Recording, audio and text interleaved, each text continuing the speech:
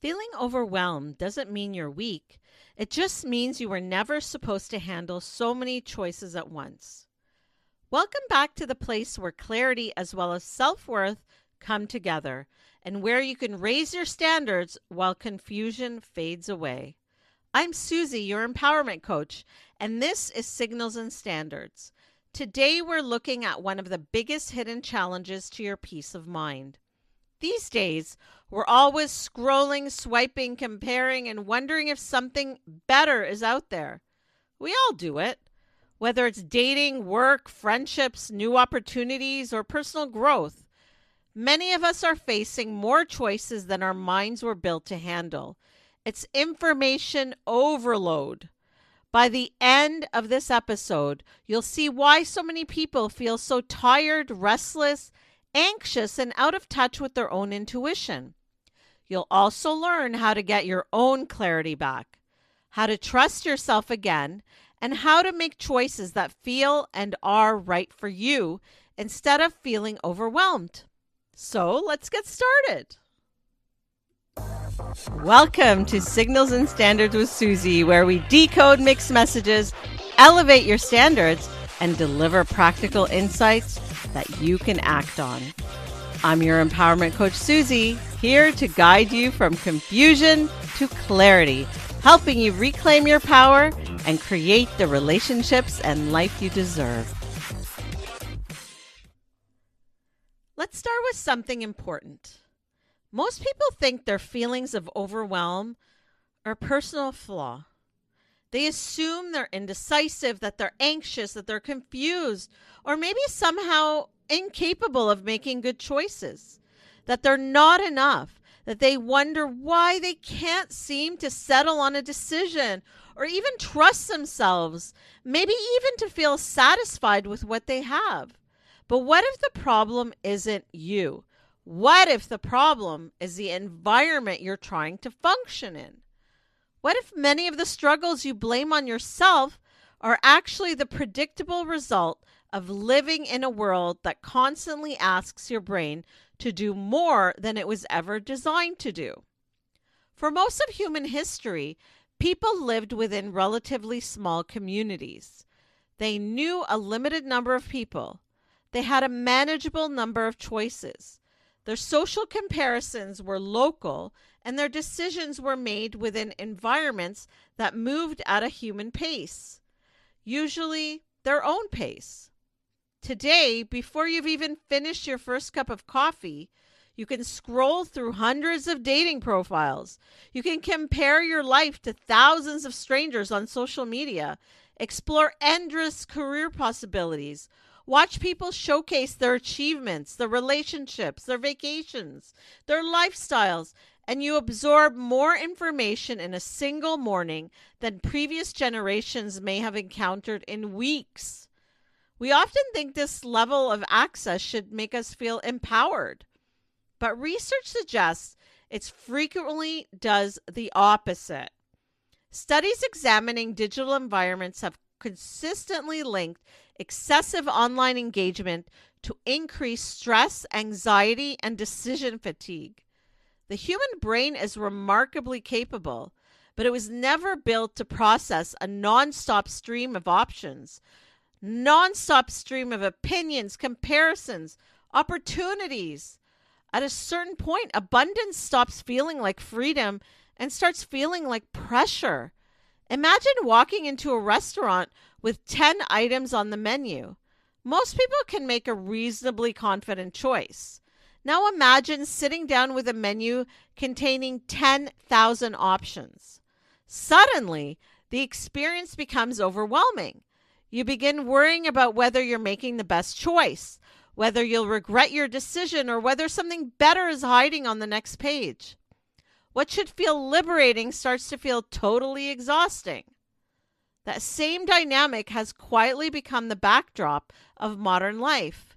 We're surrounded by more possibilities than any generation before us. Yet many people report feeling less certain, less satisfied, and less connected to themselves than ever. We have access to more information, but not necessarily more wisdom. more opportunities, but not necessarily more fulfillment. More ways to connect, but you know what? It's a less genuine connection, isn't it? Nowhere is this more obvious than in modern dating. Dating apps promise an endless pool of possibilities. On the surface, that sounds like progress, even hopeful. More people and opportunities should mean better odds of finding the right match, right? Wrong. Many people find themselves feeling increasingly discouraged, emotionally drained, disconnected from the very thing they were hoping to find. Barry Schwartz, in his TED Talk, The Paradox of Choice, explained that while choice is essential for freedom, too much of it can reduce our overall well-being. He highlights how an overload of options can create anxiety, decision fatigue, paralysis even, making it harder to feel confident in the decisions that we're making. He also notes that when we face too many choices, our expectations rise and we become more prone to regret, often wondering if another option would have been better, even after we made a completely good decision. His core message is that simplifying choices and letting go of perfectionistic expectations can lead to greater clarity, satisfaction, can lead to happiness and emotional well-being. This definitely supports the core message of this episode, that too many options don't expand clarity, they dilute it, pulling us further from self-trust and the ability to recognize what truly aligns.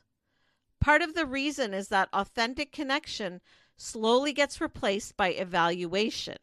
So instead of being present with another human being, we become managers of possibilities.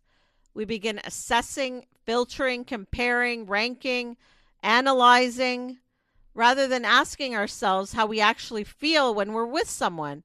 We find ourselves wondering whether there might be someone more attractive, maybe more successful, maybe more exciting, or somehow more perfect, waiting just beyond the next swipe. So why settle, even if this person is great? Research exploring dating app usage has linked heavy engagement with poor mental health outcomes. And one reason may be that the brain remains trapped in a constant cycle of assessment and comparison rather than genuine connection. Maybe it's time to let go of the dating apps and meet in real life. The challenge, really, in the end, is that possibilities can become addictive. Every swipe carries a tiny promise that something better may be waiting. Every new match, they deliver a small burst of anticipation. Every conversation creates the illusion that the answer to your happiness might be just one person away. The brain starts chasing potential, that next high, like we talked about in the previous episode, instead of building that depth and investing in what's in front of us. We become preoccupied with what else might exist. The result is that many people never stay present long enough to fully experience the opportunities, to fully experience those relationships or connections that are already available to them, that are right in front of them. And this pattern doesn't stop with dating. It shows up in careers and friendships, personal goals, and everyday life. People hesitate to commit to opportunities because they fear making the wrong choice. They stay stuck researching instead of acting. They compare their progress to strangers online and convince themselves they're behind. They keep searching for certainty while overlooking the reality that certainty is rarely what creates confidence, because confidence is often built through action. It's built through experience and trust in ourselves and stepping outside of our comfort zones. Ironically, the pursuit of endless options leaves us feeling less satisfied, not more satisfied. Research examining validation-seeking behavior on social platforms has found associations between seeking external approval and increased loneliness, dissatisfaction with their life, as well as emotional distress. The more we depend on outside feedback to determine our value, the more disconnected we become from our own internal sense of worth. We check for messages, for likes, for comments, for matches, and signs of approval, hoping they'll make us feel secure. For a moment, they do. Then the feeling fades, and we're left searching for the next hit of reassurance. It's a little like trying to quench your thirst with salt water. The more you drink, the thirstier you get and the more water you need. The problem isn't validation. Validation feels good and there's nothing wrong with that. The problem is that validation cannot replace self-trust. No amount of attention from other people can permanently solve a disconnection from our true selves. Online environments create another challenge that often goes unnoticed. They amplify idealization and encourages us to compare our ordinary lives to extraordinary presentations. We see carefully curated versions of people and assume those snapshots represent reality. You know the ones. Their relationships appear effortless. Their careers appear glamorous. Their lives appear perfectly organized and deeply fulfilling. Meanwhile, we're living inside our own unedited experiences, aware of every uncertainty, insecurity, disappointment, and setback. It's hard not to feel like you're somehow failing at life. Over time, this can distort our expectations. Healthy relationships may begin to feel kind of boring because they don't produce the emotional highs and lows we've been conditioned to associate with excitement. This is why stability can feel unfamiliar and consistency can feel underwhelming. A perfectly normal and meaningful life can start to feel inadequate simply because it doesn't look like someone else's highlight reel. According to research exploring online, relationships and digital interaction, people often form idealized perceptions that don't accurately reflect reality. The result is that real life starts competing with fantasy, and real life rarely wins that comparison. One of the greatest costs of living in a culture of endless choice is that it creates chronic uncertainty. It teaches us to second guess ourselves. It trains us to believe that satisfaction is always somewhere else and convinces us that we simply haven't found the perfect option yet. But perfection is rarely the issue. And frankly, it's unattainable. We've just lost touch with the real world. Harsh? Maybe, but stay with me. Discernment is one of the most underrated skills in modern life. It's not about finding the best option because what we're looking for is alignment. It's about understanding your values well enough to know what fits and what doesn't. It's about trusting yourself enough to choose a direction without needing guarantees. Many people spend years searching for the perfect person, the perfect opportunity, the perfect next step, while overlooking good relationships, meaningful experiences, and genuine opportunities because they remain focused on what might exist rather than what actually exists. A clear mind makes better choices. More options don't create freedom when every option keeps you disconnected from yourself. At some point, growth requires accepting that clarity doesn't come from gathering more information. It comes from reducing noise, reconnecting with your values, trusting your experiences, and listening to your own wisdom instead of outsourcing every single decision to comparison, to seeking validation, or even fear of missing out. FOMO, anyone? The most empowered people I know are not the people with the most options. They're the people who know themselves well enough to recognize alignment when it appears. They understand that peace is not found through endless searching. It's found through self-trust. They stop asking, what if something better comes along? And start asking, does this align with the life I'm trying to build? And that single shift changes everything. Let me bring this a little closer to home because it isn't just about technology or social media or dating apps. This is about the way constant exposure to options can slowly erode your ability to trust yourself. If you've been feeling restless lately, constantly second guessing your choices or wondering whether you're settling or missing out or somehow getting it wrong, I want you to consider something. Maybe the answer isn't as complicated as it feels or as you think. Maybe you're not struggling because the answer is unclear. Maybe, just maybe, you're struggling because there's too much noise around the answer. I see this all the time in coaching. Someone meets a genuinely good person, but instead of asking themselves how they feel in the relationship, they start wondering who else might be out there. Someone gets a great opportunity but spends so much time comparing it to other possibilities that they can't enjoy it. Sometimes someone makes progress towards a goal and then they immediately start questioning whether they should be doing something else.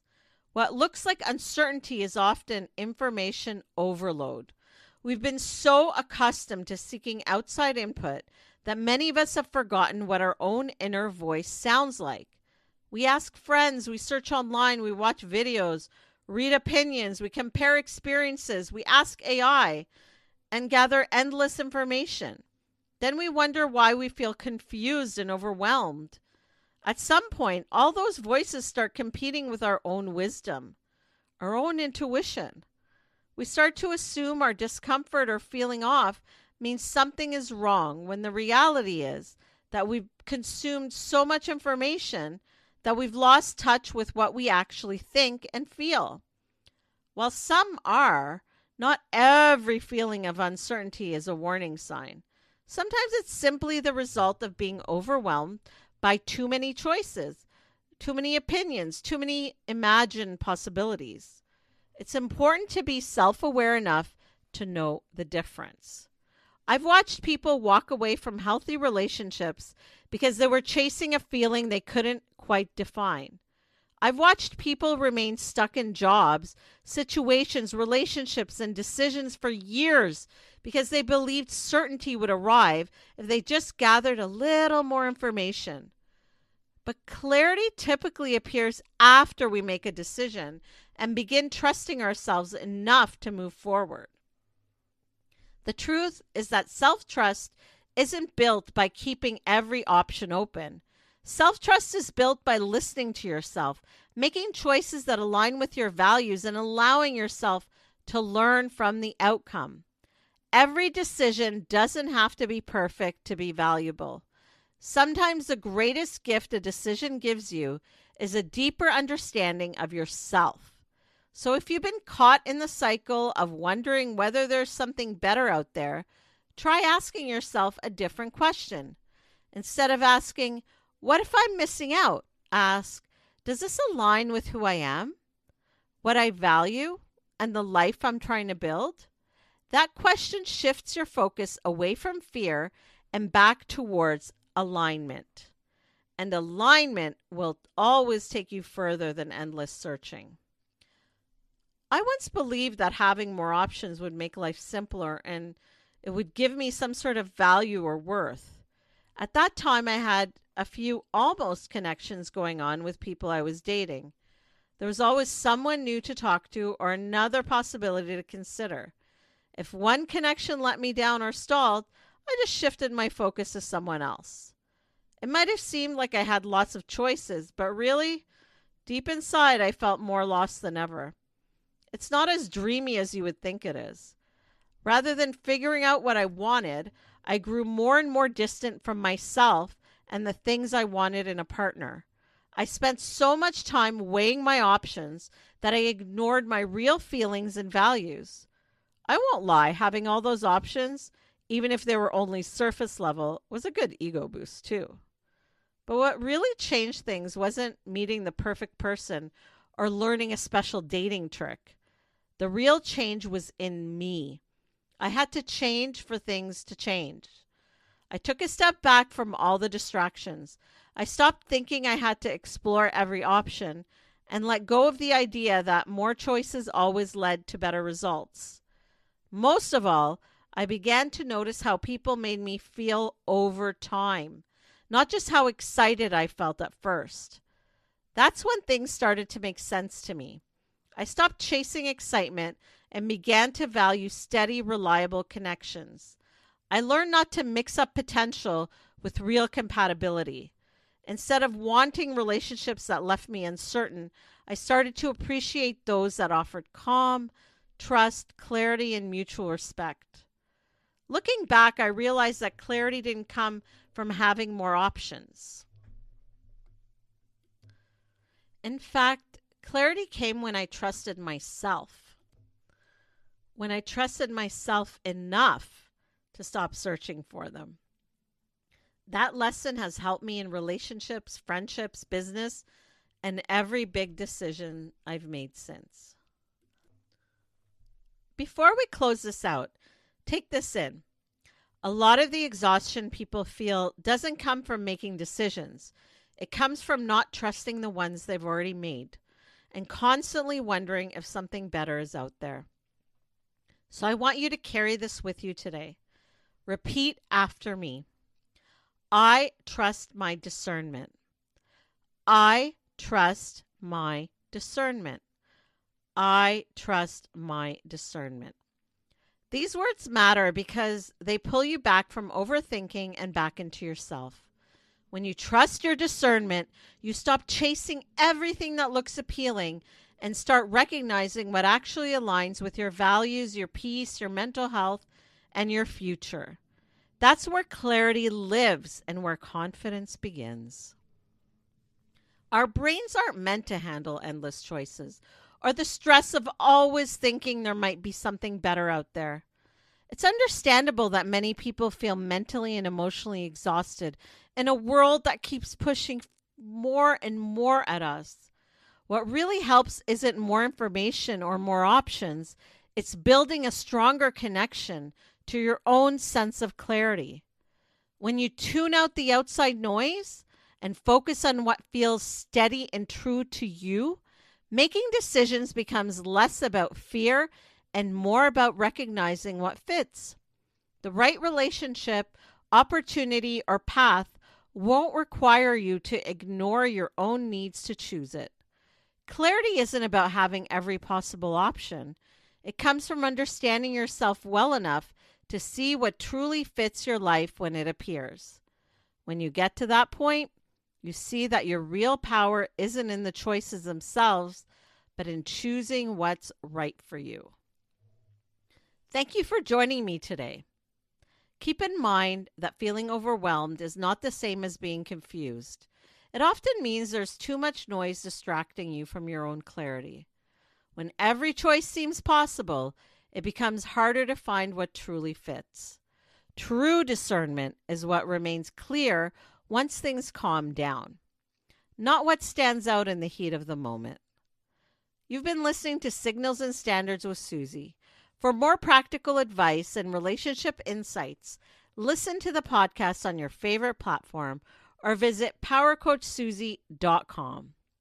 Until next time, remember not to mistake strong feelings or too many choices for true alignment. What's right for you won't make you keep doubting yourself. See you next time. For daily inspiration and practical advice, find me on social media at Power Coach Suzie. Got questions or ideas for the show?